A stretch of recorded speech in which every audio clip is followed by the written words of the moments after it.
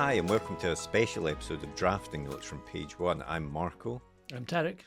And on Drafting Notes, we always like to discuss sort of a writing issue that's been on our minds. It's a sort of shorter chat between Tariq and I about the stuff that has been giving us difficulty normally on with our writing. And there's a series of those that you can get on our Patreon if you want to go and check that out. They are timed exclusives on the Patreon. Yep. You get them at least 3 months before everyone else. Pretty good deal. It is a very good deal. But there was something that happened on Blue Sky, the social media thing, before Christmas, and I think some people are still doing it, which is sort of to post the covers of your top 20 books that have influenced you in some way without any explanation, blah, blah, blah. And I thought, I'm a sucker for lists on YouTube. I love watching ranking videos and things like that. So I thought we could sort of steal that, but we're not going to do 20, we're going to do 10. And I suppose, I don't know, what's the first thing to say is that this isn't a strict top 10 list, because I think it's very difficult to rank these things, really. Yeah, it is, isn't it? Yeah. But it's more to talk about books that have been important to us in some way, not necessarily for the writing and stuff. We're trying to explain why we've picked each one on the list, and we'll see if there's any crossovers as well. Yeah, and I think it goes without saying as well that, as Marco said, this is a top 10 list we have. The Blue Sky run was for 20 books, so there's 10 books here for both of us which didn't make the list, and which already I'm thinking about ones which I wish I'd included in my top 10. So yeah, it's a 10 books for me anyway. It was 10 books which I found, as you said, influential. It's a rough order. I think the bottom of the list, the kind of top 2, 3, 4 are probably ones which are more influential to me than the 10, 9, 8 side of the list. But I mean, yeah, there's 10 other books in there which I've not included, which were also influential. Maybe we'll come back and do them another week. Yeah, exactly. We can do those. And, we'd also like to start potentially getting some of our guests to tell us about the books that have influenced them as well. So if people like this format, then we can maybe reproduce it with some of our guests as well. Yeah. But absolutely, I guess it's a sort of snapshot as well, because I'm sure even next week, this top 10 list could change slightly. Yeah. But for the purposes of right now, fun and making lists, we are going to try and rank them as best we could. So we'll get straight into it with our number 10. So this is a tricky one at number 10, because I'm cheating in two ways. Right, here we go. Haven't even started yet. I'm cheating because, one, it's not a proper book, and two, I'm sort of combining it with something that is a real book. So is this a book that you wrote? No, that's a proper book, thank you. It is, people that have looked at my Blue Sky list might be able to guess this. Do you want to have a guess what it might be? Or is it the Lies of Lochlamore, by any chance? No, it's not. It's that's a proper book. Yeah, okay, fair point. Yeah, sorry, Scott.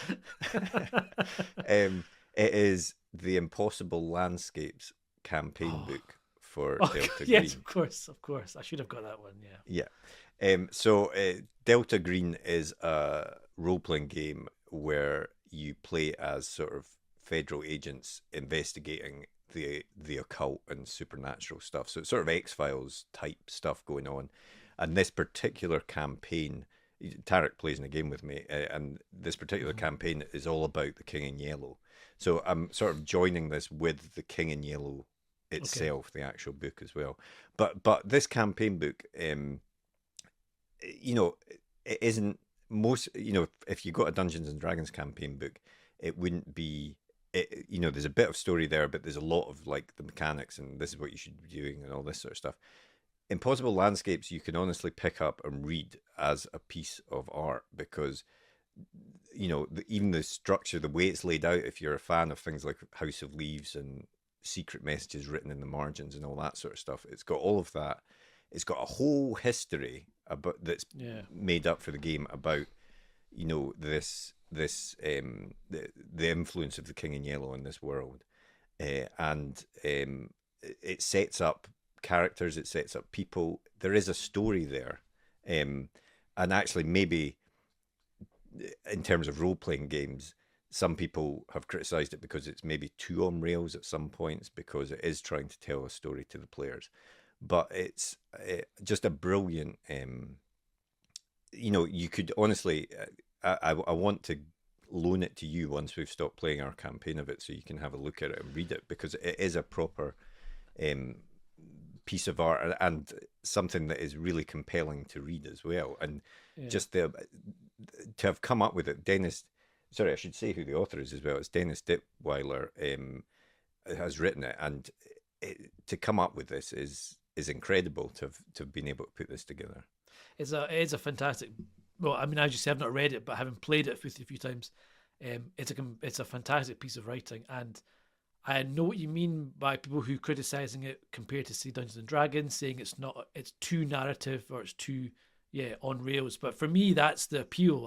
I prefer that kind of real narrative flow where you're kind of being taken through. It feels like a Telltale game or a Yeah, Life is Strange, where you're on a kind of set track you and you still can have go choices. branching off. There's exactly, you can choices and stuff, and then maybe how you end up at the end of the story is a little bit different. You might have lost some limbs, or you might have things might have happened to you, but you'll always end up in roughly the same place. But the journey to get there is different, and I love that, and I love a little bit of hand holding from the game in terms of keeping the pacing up and things are happening, and I'm not just meandering, unsure about what's going on. It's really well structured, imaginative X-Files story. It is wonderful. It's great. Yeah, and obviously it all comes from this source book that Robert Chambers wrote. Over 100 years ago, The King in Yellow, and Yeah. The King in Yellow is a strange collection of stories because there's four that are related to this mysterious entity, the King in Yellow, and then the rest of them are almost like a romance series of Yeah, stories. I know it's weird. Yeah, very weird collection. But the stories themselves are, they're often put together with Lovecraft, and Lovecraft did make use of the entity of the King in Yellow in Mhm. some of his writing, but it's just this. It's got something about the writing. It's just a mysterious thing. It doesn't Yeah, answer questions. It puts a lot out there, and it really leaves it to your imagination, and that is what makes it sort of creepy and yeah, kind of really cosmic seeps into your horror-y brain. Yeah. stuff, isn't it? Yeah, yeah, So so I'm sort of bundling those two together, but those were the ones I wanted to put this on the list because I know it's a bit different from regular books, but it really has influenced the way I think about some of the stories that I want to tell. And yeah, actually, I think generally role playing games can do that as well because you can the narrative possibilities are wide and you can sort of see how different paths can get you to the same place and all of that sort of yeah, stuff, which I think yeah, is really useful when you're trying to write. yeah. Agree with that. But what is your number 10? So my number 10, I have gone for this was a few books that have sat in this spot here, but I've decided to go for The Black Dahlia by Oh James yeah. Elroy, which is it's probably my favorite Elroy book of the ones that I've read. I've not actually read that much of them, but it's the first book in his what he calls the LA Quartet, and the other there's four books in that obviously, and the other one which probably most folk have heard of is LA Confidential, which is the third book, which is which is a great book and a great film, I have to say, as well. The film version of The Black Dahlia is not great, but the No. book is phenomenal. And it was the first time I'd read him was this book, and I think it was the type of book which took me wee well to get into. The Mm. first few chapters or so, I was kind of struggling with it. I wasn't really focusing on it properly.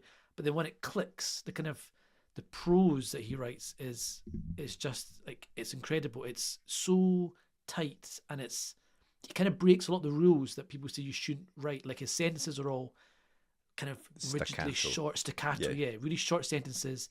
There's not much variation. People say you should have a long sentence and a short sentence. And you should break it up and make it flow. He kind of breaks that rule and he kind of writes this.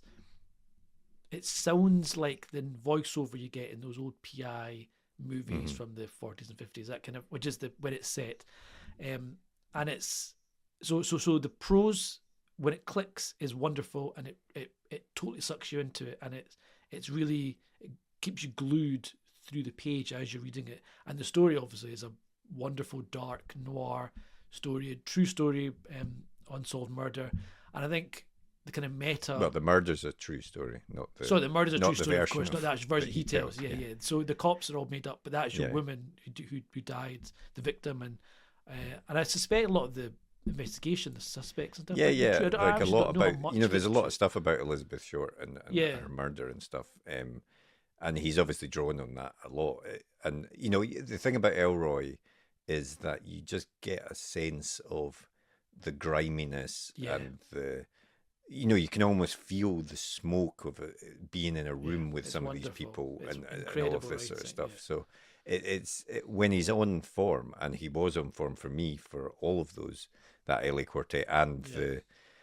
the I can't remember what it's called, but the series that starts with American American Tabloid. Tablet. Yeah, I've Yeah, got that. I've not read that one yet, but yeah, everyone says that. So is it JFK kind of yeah, that sort one? of Yeah, jumps yeah, forward yeah. to the JFK stuff, but he's incredible. But I agree as well that he's an author that you have to devote time to get Yeah. into it. It's not a book that you can pick up and say, right, I'll read a couple of pages of this now. No. And if you're feeling tired or something, sometimes if you're not in the right mood for it, Yep. it doesn't work. But I think if it gets you in the right moment, yeah, phenomenal.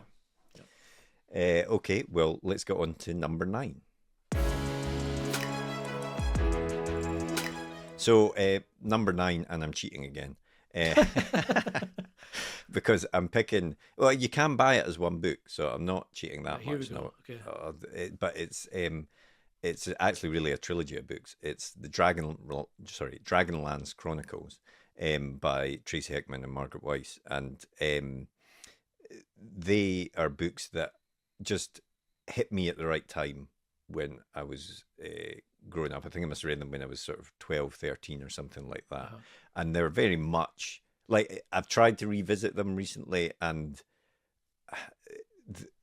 you can tell that it's basically someone's D&D campaign that's been written into a book. So it's not the sort of fantasy books that I would read now. Yeah, but at the time it was just what you were looking for. Exactly. At the time, these were books that I literally consumed, that I would like read one and then need to read the other one, Yeah. And they let you escape into that world. And even if I don't think that they're books that I would choose to read now, they're still, they were, I guess, a gateway book for me into fantasy, into just losing yourself in a book. I think they were probably the first books that I really lost myself in and really wanted to get the next one. Would you recommend them to kids now, like to still hold up to? Yeah, I mean, I've given the Dragonlance Chronicles to my daughter, and she hasn't started reading them yet. But I'm hoping that she will. Tear runs down Marco's face. Exactly, but I'm hoping that she will find some joy in them. I mean, she likes that sort of D&D fantasy type stuff anyway, so I think they probably will appeal to her. And they don't have that sort of modern fantasy grim dark side to them. It's much more like heroic fantasy. Yeah, exact Tolkien type stuff. So yeah, I felt I had to put that in the top 10 because they were the first books for me that got me into, that lost me in a world that I had to keep diving back into. So that's why that's nice. I've not read them. Well, I hadn't actually heard of them, so I'm looking forward to maybe having a look at them. But what's your number 9? My number 9 is another horribly dark book about murder, American Psycho, by Bret Easton Ellis, which I read when I was in school, and there's a few books like that on my list, which were kind of like yourself with the Dragonlance trilogy books, where it kind of opened my eyes a little bit into the type of stories that you could tell. Yeah, I think it was the kind of first book that I'd read. Pretty dark stories. Yeah. Oh, you could put a rat up there, right? Okay. So it was the first time I read a book that was that dark, and it was, and even the structure of it, like it's got the unreliable narrator, all that kind of stuff. Like I remember getting halfway through, and I was like, I don't actually have a clue what is going on. What's real, what's not. The bits about like where he just talks about the Phil Collins album. Music for like and it was and it's weird, and like James Elroy, I feel this book breaks all the rules that people say you shouldn't do and stuff, and it kind of meanders off topic, and it's not really got a firm narrative structure, and but I really, that's probably what I liked about it, was, and because I hadn't read anything like that at all up until then, and yeah, and again, I've always been drawn to dark stuff, I suppose. So I love the darkness of it and the tension, and yeah, I think I could not have it on the list. I think because just as I say, it was that kind of early book that I read. I made me realize actually there's so many different types of books out there. How early did you read it exactly? Oh, like primary six? No. I must have been in high school. I can't actually remember when it was. I read it before I saw the film. I don't know if the film had come out yet. When did the film come out? That must have been a I while feel ago the now. film came out around 2002, something like that, off the top of my head, something like that. Must have been. I must have read after that. Surely I was too young. Mr. Young I Boy. would hope so. An inappropriate reader. My mum's I mean, listening. no, but the thing about Bret Easton Ellis, I feel there is a bit of a similarity between him and Elroy, Yeah. which is that when they're on song, they're it's compelling reading, and Yep. you do Yep. lose yourself in it. When they're not, then you It's kind of tough see their and tricks it's on the page yeah. I know somehow. exactly what you mean. Yeah. Yeah. And American Psycho is certainly up there with his best work. Obviously, it's his most famous work. Yeah. And the other thing about American Psycho, obviously, people focus on the really gruesome stuff, but it's actually very darkly humorous. It's a Oh yeah. Very satire funny. at the end Yeah. of the Yeah. day. Yeah. It's Yeah. taking the piss out of that culture Yeah. ultimately. Well, and I mean, and the film nailed it as well. The whole Yeah, scene with the business cards is yeah, just, and the voiceover and the stress about it's perfect. It is, yeah. it's as you say, it's very darkly funny as well. Yeah. Yeah, no, yeah, I did think about putting that on my list, but I haven't got it on there. But yeah, on to number 7. No, number 8. Number 8. So no cheating with this one. Oh, at last. Okay, 4 books in on number 8. Okay. Jurassic Park, Michael Crichton. Nice. Now, Okay, yeah. I found it a bit hard to pick one Michael Crichton book, but he is an author that has really influenced the types of stories that I like to read. And even though at the moment I'm sort of on a historical fiction writing thing, Yeah. as you know, the previous books that I've written are sort of that speculative thriller Yeah, type kind of techno thriller. thing, that the techno thriller, which is really something that, as far as I'm aware, Michael Crichton, if he didn't invent it, he really No, made it his own totally, yeah. in that category. And he's got a series of books, and some of them aren't as good as others. I picked Jurassic Park because, again, I remember reading this one. I tried to pick books that I'm like, can I remember being in that moment reading that one? And I can remember reading that one on when we were on a summer holiday, when we were driving to across to Italy one year, and it just had everything in it. I think I read it in anticipation of the film coming out, possibly. Okay. And he's just so brilliant at setting up these plausible sounding scientific theories and stuff, Yeah. and then telling a very exciting story around it as well. Yeah. And obviously Jurassic Park is massive, and it had a huge influence on not only writing but films as well since then. Yeah. But his writing is writing that I've always wanted to not emulate, but has influenced the types of some of the types of stories that I like to tell. So yeah, had to put him on the list. It's a great book, and I remember I read The Lost World first when I was younger, for some reason, and loved that as well. And which the book The Lost World for me is way better than the film. I probably prefer the film version of Jurassic Park to the book, but I feel his book version of The Lost World is much better than the film version we got. And yeah, I totally agree. He is amazing at taking those kind of like high concept, things like bringing dinosaurs back or nanotech or whatever it is, and then running with it in kind of like a Black Mirror-y way, like expanding it into this, but in a much more fast paced. Yeah, it's just his books are just fun to read. There's one that was maybe less acclaimed called Timeline, I think it's called. Which is like a time travel thing where they jump back to Paul Walker, France. Yeah, I think it was in the movie. Yeah, but and it wasn't his best work by any means, but it was again just a book that I picked up, and the perfect sort of holiday read book. Yes, you burn through exactly it, right. airplane book or whatever you want to call it. But yeah. Yeah, so I had to include a Michael Crichton on the list. Nice. No, that's an excellent choice. My number 8, I have gone for The Bleak and Depressing The Road by Cormac McCarthy.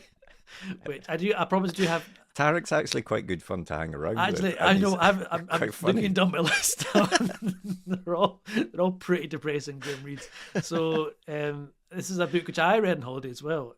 Actually, when I was younger, and yeah, it was the first Cormac McCarthy book that I'd read, and so again, it was a kind of door opening into his kind of world a little bit for me, and yeah, I still think about it a lot.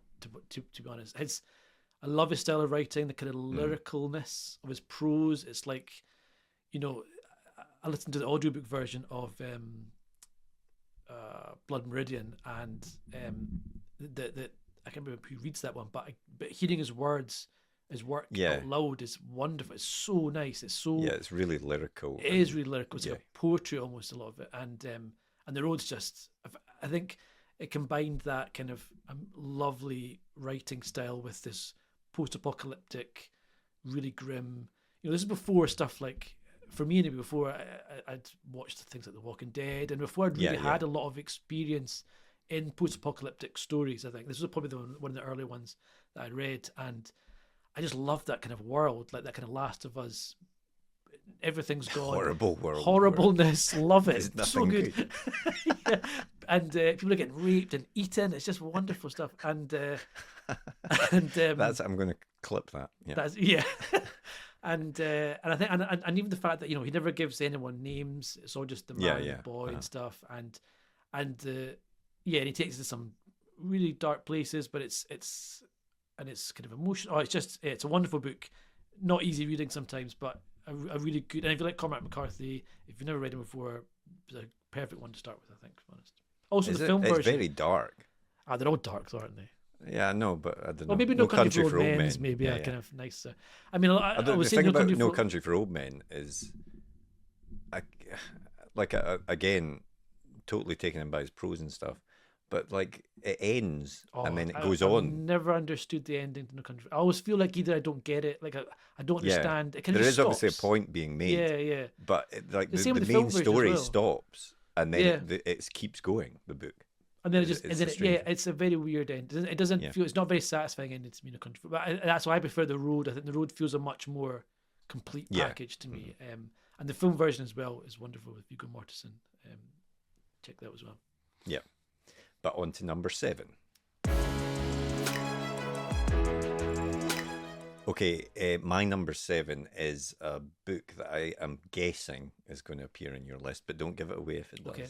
But you actually gave me this book. You want to guess what it is? Is it There Is No Antimemetic Division? Oh no, House of Leaves. House of Leaves. House of Leaves. Yes, indeed. It's actually, that's not on my list, but it was very close to being. It was one of the ones which almost made the cut. Yeah. Okay. Yeah. So, I mean, this book is for those. This is Mark Danielewski.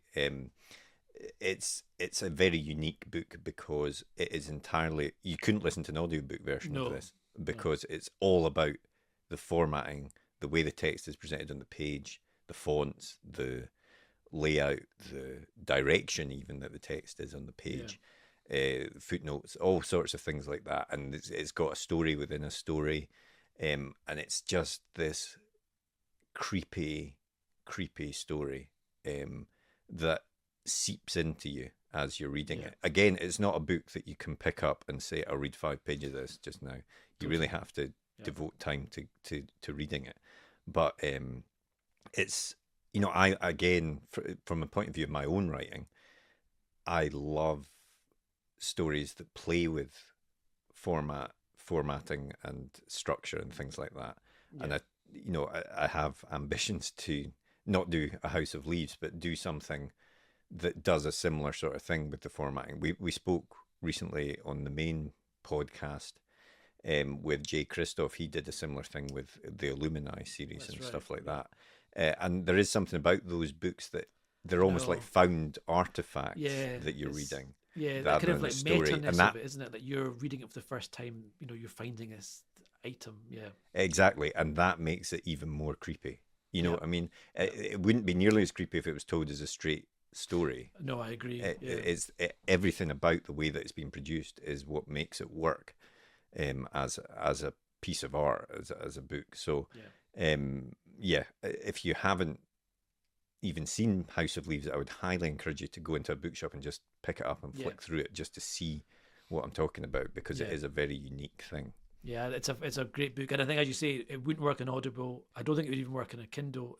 No. And as much as obviously I love ebooks, but it is a physical book. There's some is there it's something about you've got the writings in the margin, and there's times when the text going upside down. You turn the book. It's just the experience of reading it is Yeah. part of reading it, isn't it? It's part of experience. I don't know what I'm trying to say. Yeah. No. But yeah, it's a phenomenal book, and yeah, and very creepy. And just there's something about the kind of there's times when they're going through the house and they're describing, and it's so kind of bland almost and Yeah. straightforward, but there's like a horror in that, I think, of Yeah. that kind of just that steady description of what they're Yeah, seeing. the horror and the mundane, and then Exactly, also, yeah. like, just facts that are presented as you say, in a very bland way, but then is very creepy in the Yeah. in the overall story to kind Yeah. of a thing. So yeah, no, highly recommend that one. What about yours? My number six. 7. I'm tracking myself. Number 7. I've gone for a graphic novel.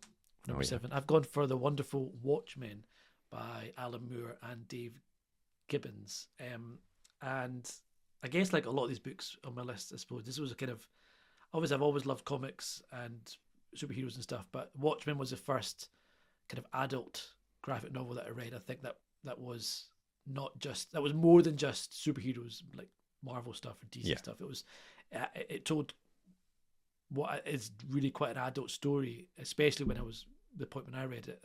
I was quite young, and it's an incredible piece of work, I think, and it's I can only imagine what it was like reading it at the time when it came out. But it tells us, everyone knows what Watchmen is. It's a kind of meta commentary on superheroes. It dives into this kind of wonderful world of past superheroes, present superheroes, and puts it in this really kind of like, it's an alternate world, but it's really real and really serious, and the kind of vigilantiness of it all, and the mental health issues, and the sort of, consequences to the things that superheroes are seen doing.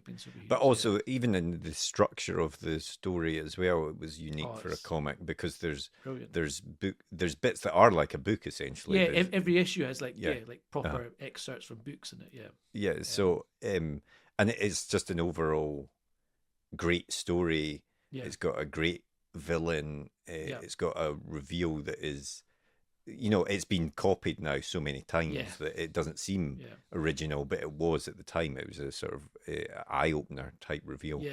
It's it's lauded for a reason. Exactly. Watchmen. Yeah. Exactly. And Alan Moore is, again, that was the first time I'd read his stuff, I think, and I mean, I've read a whole bunch of his stuff since, and he is again, like other folk, and we've chatted about, when he's firing on all cylinders, his stuff is just incredible. Like, he just gets it. There's like, I read one of his Swamp Thing books, which was just incredible. Like, he's League of Extraordinary Gentlemen movie's terrible, but the books are brilliant. Like, he's a great writer, and Dave does a great job with the art, and even the art. It's like every page is like 9 panels. Yes, it's really simple. There's no flashy double page spreads a lot of the time. It's very kind of just, it's just telling a story simply. Yeah, and it's cinematic in a way. Very cinematic on the page. Yeah. No, it's brilliant. And also the TV show is great. Read the comic first, then watch the follow-up TV show by Lindelof. It's phenomenal. Yeah. I also didn't mind the film. I know that's I like the film. Yeah. I know. I mean, obviously Zack Snyder's killed DC Universe off of his films, but I think the film's really good. I actually kind of preferred the ending to the film a little bit to the comic book. I can't remember the ending to the film. So the comic, well, should we spoil spoilers? It? Yeah, spoilers alert. We're putting a big spoiler alert, so come back in a minute. In the comic book, it's all, he's been stealing all these people to create this squid. It drops, and it makes people think that they're being attacked by aliens, and it unites the world. Whereas, and it kind of comes out of left field a little bit. Whereas the film, it's just he creates a bomb that people think Dr. Manhattan did it, and so it Oh, unites that's people right. that Yeah, way. yeah. So it's still the same ending. It's still It's uniting still the people same through purpose, violence, but but yeah, it's, yeah. there's no squid. I can see the film dropping that in out of nowhere would have been too much after 2.5 hours. And Yeah, the yeah. other thing, the problem I have with the film, to be honest, is some of the music choices. There's a really awkward sex scene to Yeah. Leonard Cohen, which doesn't Yeah. not work for me at all. It's just it's comedy, it's stupid. But yeah, the film it's almost shot for shot remake in some Yeah, shots, yeah. but he does recreate the Well, comic that's panels really Snyder, well. yeah. I know, but yeah, no, the film's great. The film is very good. Okay, on to number 6. So you just picked Watchmen for number 7. Yep. A lauded graphic novel. I'm picking another one. It's from the same time period, and I think it's when, it's not the right thing to say, but when comics grew up, if you like, or whatever. Yeah, but, yeah. Okay. Dark Knight Returns, and Oh, again, yeah. I'm picking this one because I remember exactly when I got it. Dad had been to down with his work to London, and had gone, and whenever he went to London, he would go into Forbidden Planet and get me a comic or something, and he got me Dark Knight Returns, which I didn't even know about. And when I read it, it was just an entirely different Batman story from anything that I'd ever read before. Grown up and adult, I think, is the right way of saying it. Like, really showed the flaws of the character and all that sort of stuff. Now, this is by Frank Miller, and Klaus Janson is the artist. Since then, like some of the other people we've spoken about, Frank Miller maybe not hasn't kept up that standard. Let's put it that way. But he some of his stuff is in that, he had a purple patch at that time. Things like 300, things like Sin City, stuff like that. Batman Year One, and the stuff, Daredevil run. Yeah, exactly. I mean, he was with, I think, Alan Moore and a couple others, responsible for pushing comics into something that adults also were willing to read. And it's a story that has been now it copied so much it was told in a very terrible manner in Batman v Superman, in a way, parts of the story.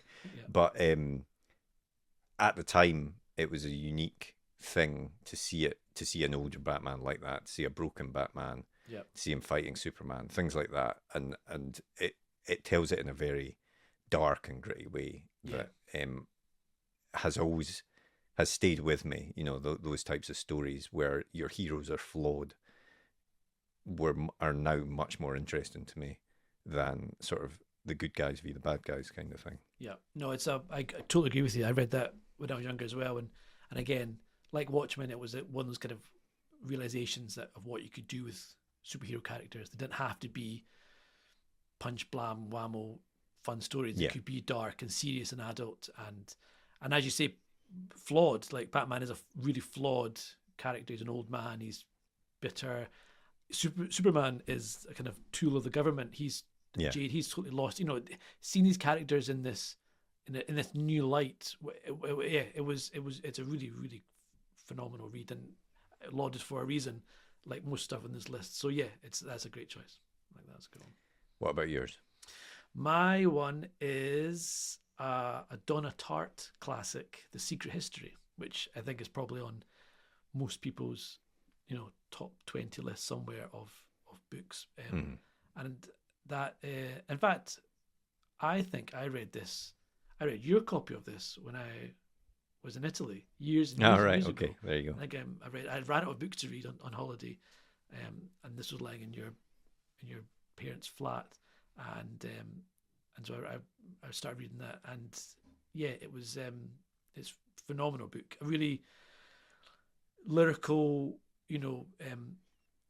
literary book, but it's got a really good narrative kind of tension and plot that runs through it. It's not meandering. I actually think some of Donna Tartt's more recent stuff, The Goldfinch, I found that quite difficult to get through. I found that not enough plot for me, whereas The Secret History is a perfect kind of combination of enough plot and tension and characters and backstabbing, etc., but with this just incredible prose. And it's, you know, for people who haven't read it, it's kind of in this private school, and it opens up with the fact that, you know, one of the people has been murdered, and it kind of jumps back and forth, I think, between the kind of murder and the investigation, and or it runs up to the murder and goes on. Yeah. But you kind of see both sides of it, and yeah, it's just a great cast of characters. You never quite know what's happened or who's done it until it's revealed midway through, and it's just a bit unreliable narrating. Exactly. Yeah. It's just, yeah, I think it's kind of almost required reading, I think, to be honest. This is a history that's it's a phenomenal book, and I haven't actually read The Goldfinch or anything like that, but it's one of these books that just stays with you once you've read it. And at the time of reading it, it's one of these books that I just couldn't put down, and I just wanted to snatch another 10 minutes to read it or whatever, you know. And you know, when you've got a book like that is something that is special.